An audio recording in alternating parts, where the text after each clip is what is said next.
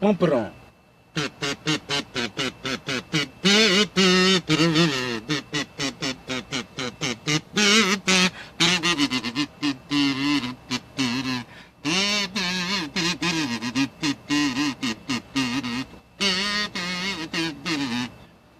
Hello, I love you.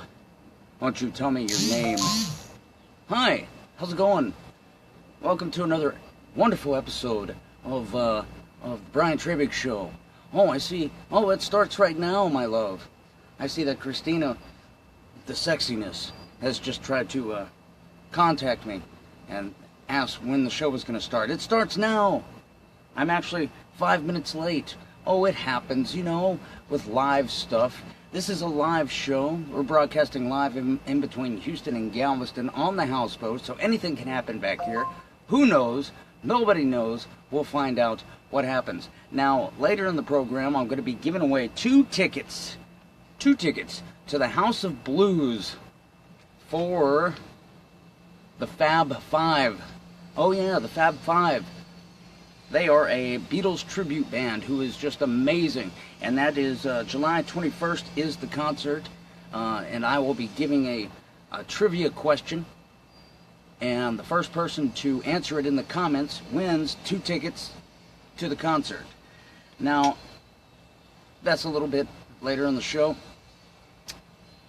What happened this week? How's everybody doing? Oh my goodness, how was everybody's 4th of July? I hope everybody's still alive and kicking. I suppose those who passed on because of idiocracy, well, you're not here. I wish I could say good things about that, but maybe I shouldn't. Anyway, what happened this week? Jeez, oh my gosh, so much stuff is happening. First off, I want to talk about again, okay, the United Airlines and their problem, okay? They've had some issues in the past, am I right? Yeah, that's right. Here's another issue. I actually had to deal with this recently traveling, but not as bad. A United Airlines debacle left a Hawaiian mother holding her 2-year-old son in her lap for more than a 3-hour flight, despite paying nearly $1,000 for his seat. Now what happened was, they had their tickets scanned, everything was just fine, and then all of a sudden, the man approached them and said that somebody, they sold their ticket. They sold the little boy's seat, his seat. So they said that the child had to sit in her lap for the 3-hour flight. Now, wait a minute, you bought the ticket, paying nearly $1,000, and then all of a sudden, you can still sell that seat? Yeah, that's right. It happens. It's ridiculous. I'm getting tired of it. I'm getting tired of it. It. You know, the idiocracy. And so, what's going to happen with this? Well, we're going to spread the word is what we're going to do. Because apparently nothing's happening today. Oh, well, the airline apologized for the incident and told USA Today that it refunded their money and provided additional compensation. Yeah, too bad. Sorry, I'm just tired of that. Tired of the hooptiness. Tired of it. Oh, and look, North Korea is back in the news today. Oh, we're going to threaten you. You know, you're having a great day. You know, you're having a wonderful day, enjoying the 4th of July. You're just looking at funny memes and things like that, and all of a sudden, again, here's the little idiot second cousin over there saying, I'm going to do something bad. You just guys better watch it. And then, woo, scurries away. I'm just tired of it. Just like, oh my gosh, will somebody do something about second cousin Eddie over there? I mean, geez, he's just always, every once in a while, a drunken fool that just shows up. It's just, I'm going to do something, and then leave. All right, something needs to be done about him. I'm tired of that too. Idiocracy, eat it up. All right, what else has happened in the news here? Oh my gosh, this really upsets me right here. An employee of the Home Depot saves a child from a kidnapper, and instead of a promotion or anything like that, he gets a letter saying that he's fired. Yes, that's not part of your job program, son. You're not supposed to be saving kids from kidnappers. Dummy. Gosh, now you're fired. Get out of town. Can you believe this? From a company who has spent probably millions of dollars for the word "the" all over their buildings. It could just have been Home Depot. No, they opted for the Home Depot. Okay, I want the money that was spent on "the" and given to me. That's right. That's pretty good. The money. I would love the money. The money would be amazing. Anyway, coming from this is Dylan Regan. He recently stopped a child from getting kidnapped while he was at work. On the clock. Butthead. And this is what they did. They sent him a letter. And it says, you were employed by the Home Depot until June 19th, 2017, when you were fired because you assisted the police in preventing a kidnapping. This was not a willful or wantonly negligent violation of the standards of behavior an employer has the right to expect of an employee. Moombu Joombu, Interocracy. Okay, so they fired the guy for saving a child on the clock, assisting the police. I understand. Yeah, fire that guy. Get him out of here. He's supposed to be not helping people in the aisles. Don't you know what you're supposed to be doing at Home Depot? Not helping people? Go over there and act like you're doing something. Jeez. Heterocracy. Heterocracy. Oh. But enough of that hooptiness. Let's check out the word of the day, or the phrase of the day, I like to call it. Let's find out what that is. Oh, what's it gonna be? And then I got another really cool, weird story for you. All right. Here is the phrase for the week. It's the French phrase, l'appel du vide. L'appel du vide. It is the call of the void in English. This is when you have a self-destructive thought for a split second, like swerving your car into oncoming traffic or imagining yourself jumping when you're standing at the edge of a cliff, even though you'd never really do it. The phrase is call of the void. It's that weird, like, ooh, I could do that real fast, but then you die. But it's an actual thing, an actual phrase that people are aware of. A lot of people may have it. I don't know. But here's a really weird story. But that's l'appel du vide, call of the void. This is a very interesting story I got to share with you real fast before we head on to the concert prize portion of the show. Let's see if I can move this. Okay. This is a very odd story. Tell me what you think. On March 23rd, 1994, the medical examiner viewed the body of Ronald Opus and concluded that he died from a shotgun wound to the head.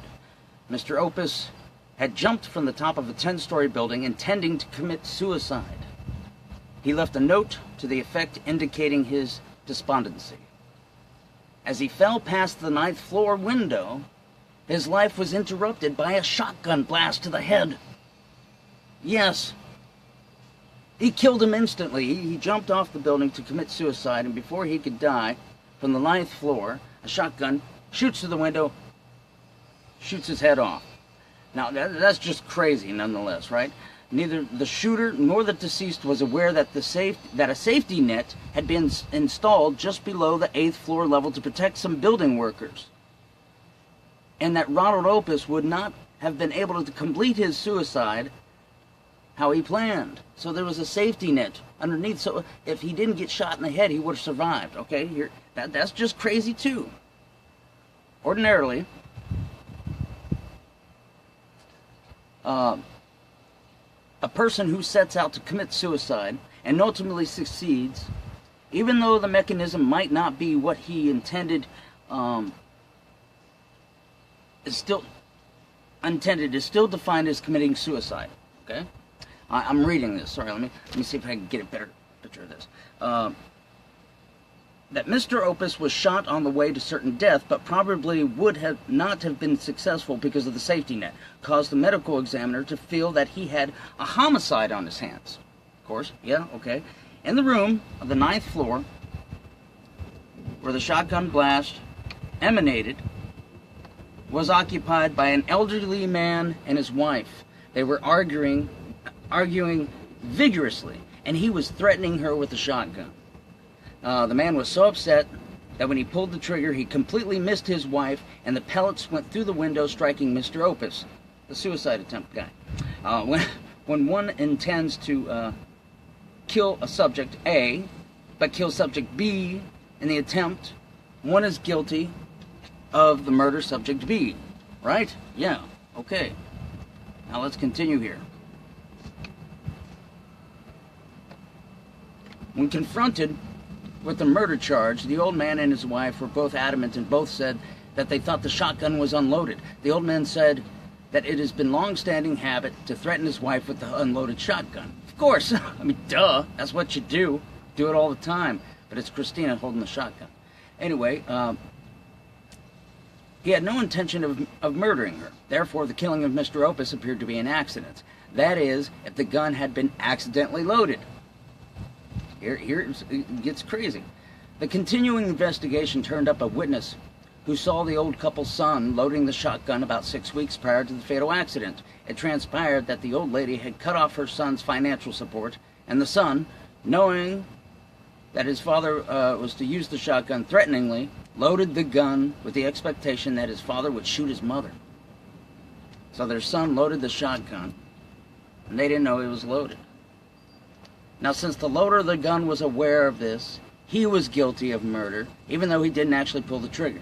The case now becomes one of murder on the part of the son for the death of Ronald Opus.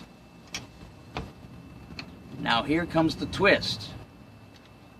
Further investigation revealed that the son was, in fact, Ronald Opus.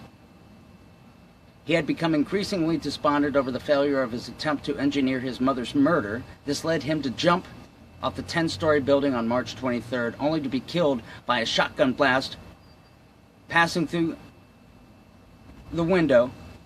The son had actually murdered himself, so the medical examiner closed the case as a suicide. Very true story. Is that just insane? Yes. Holy smokes. This is absolutely true. Crazy, crazy story. Now, I had to share that with you because it was a crazy story, of course. And I just want to make sure there's nothing else I want to discuss with you. Okay, let's get to the prize portion of the program and end this hoopty. The first person to answer this question, this trivia question, in the comments wins 2 tickets to the House of Blues for July 21st for the Fab Five, a Beatles tribute band. Speaking of the Beatles, here's your trivia question. Now, it's not going to be exactly about the Beatles, but it is about the Beatles. Okay, here it is. Actor Paul Rudd. Okay, maybe something you guys can just check out and answer through research, or just immediately know this. Okay, here we go. The actor Paul Rudd. He played